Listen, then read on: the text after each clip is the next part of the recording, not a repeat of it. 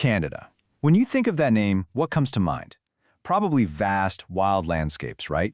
It is the second largest country on Earth, a place of absolutely staggering scale, stretching across 6 time zones from the Rocky Mountains all the way to the frozen Arctic.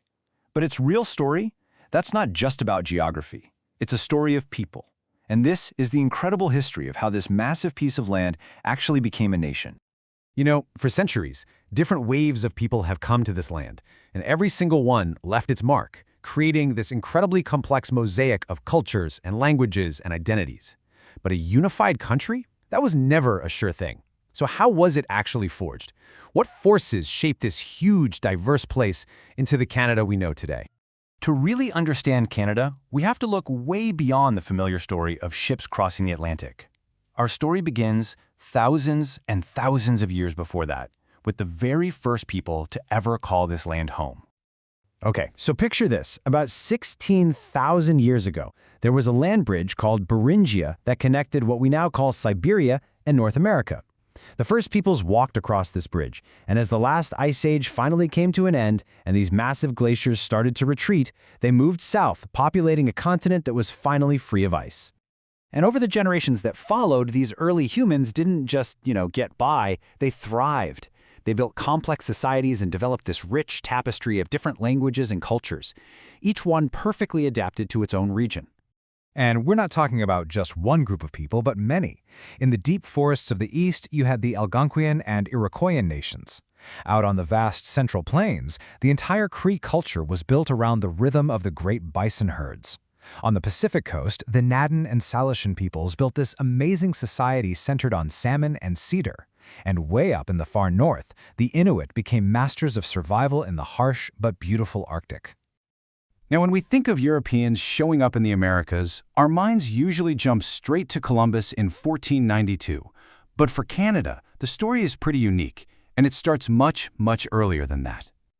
So who were they? Well, the answer might actually surprise you. It wasn't the Spanish or the Portuguese or the English. It was the Vikings, and they got here almost 500 years before Columbus ever set sail. Back in the early 11th century, the legendary Norse explorer Leif Erikson sailed west from Greenland. He landed on what we now think was Baffin Island and the coast of Labrador, and he eventually established the very first known European settlement in the Americas, right there at L'Anse aux Meadows in Newfoundland. But here's the thing, this first European chapter was incredibly brief. The settlement was abandoned by the 12th century. The sheer distance from their homes in Scandinavia just made it impossible to keep it going. And for the next 500 years, this entire continent would basically fade from European memory, like a forgotten world just waiting to be found all over again. 500 years later, they came back. In 1497, the Italian explorer John Cabot, who was sailing for England, started charting the coastline. But the name that would actually stick came from the French. See, in 1534, Jacques Cartier sailed deep into the Gulf of St. Lawrence. He asked the local Iroquoian people about their home, and he heard the word Canada, which just meant village or settlement, and he mistakenly thought they were talking about the entire territory.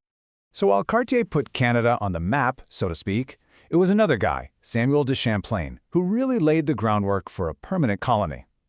In the early 1600s, he mapped the territory meticulously, established Port Royal, and, most importantly, founded Quebec City in 1608, which would become the capital of what they called New France.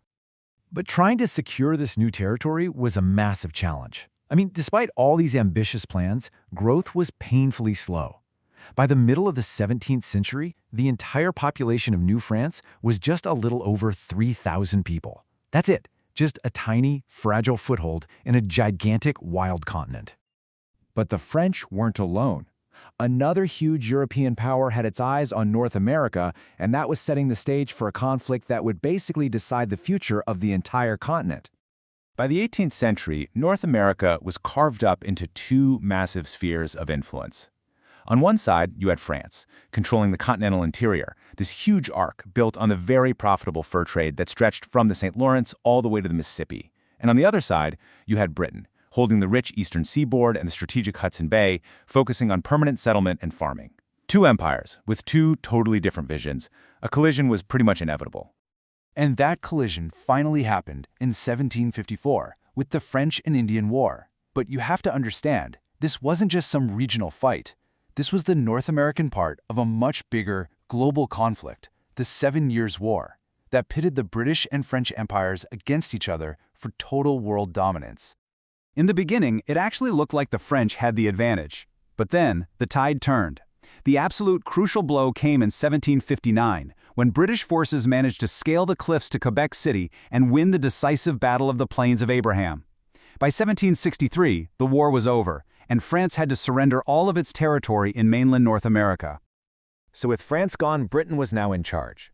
They moved to fix their relationships with their new indigenous allies, and, in a really pragmatic move, they passed laws that protected the property, the religion, and the legal traditions of the French-speaking people in Quebec.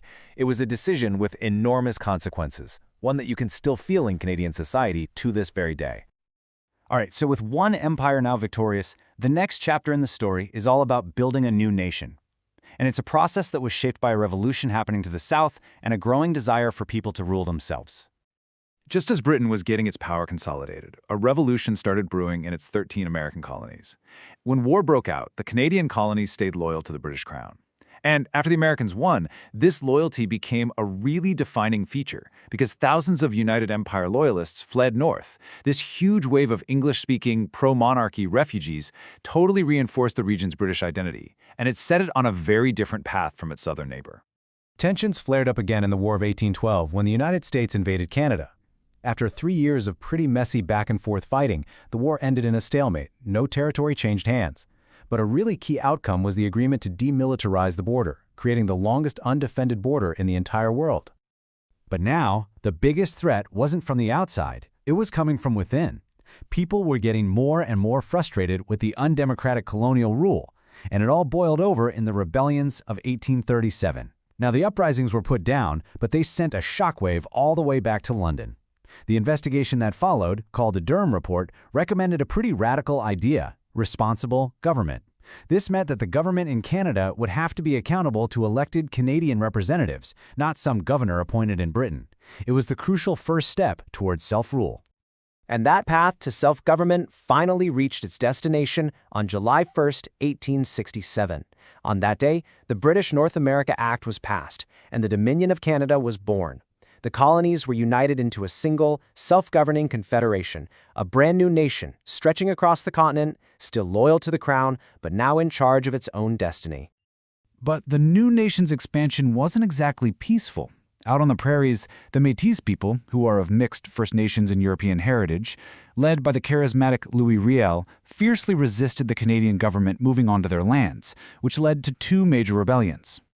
In the end, the government won out. But this raised a truly monumental question for the new Dominion. How on earth do you physically and politically unite a country that literally stretches from sea to sea? The answer was steel, the Canadian Pacific Railway.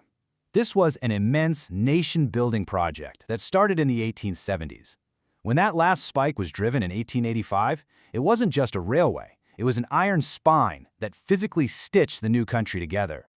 But we have to be honest here. This nation-building project came at a devastating human cost. As the railway pushed west, the government negotiated treaties to open up land for settlement, which confined indigenous peoples to reserves.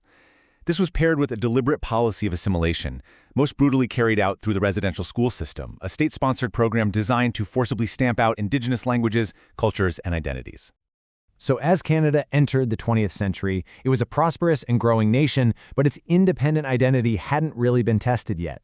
That test was about to come in the fires of global conflict.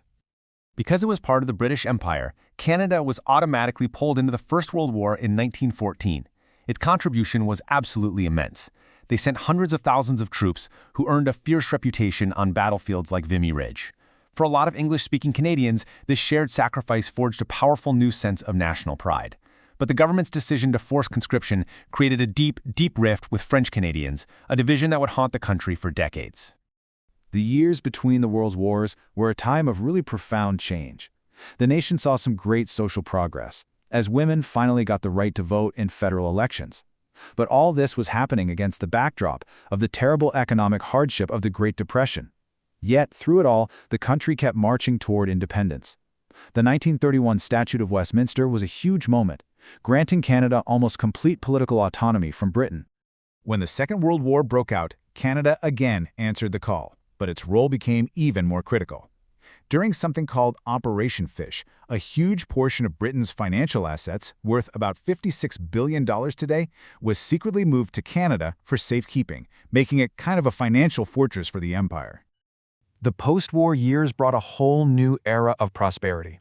Canada started building a really strong welfare state, introducing universal health care, and in 1949, the country took its final shape as Newfoundland, the last piece of British North America, joined the Confederation as the 10th province. The post-war world, though, presented a whole new set of challenges.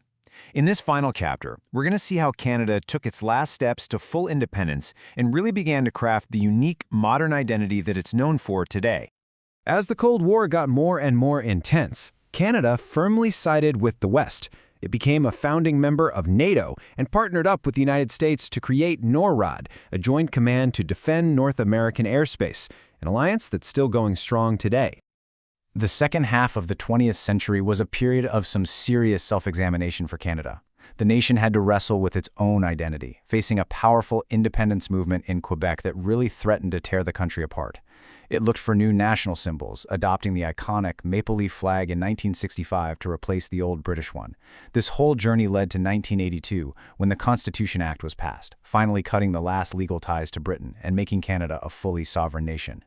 From the first peoples who crossed that land bridge thousands of years ago to all the waves of migrants who followed, the story of Canada is really one of constant negotiation. It's a story of conflict, of compromise, and of resilience.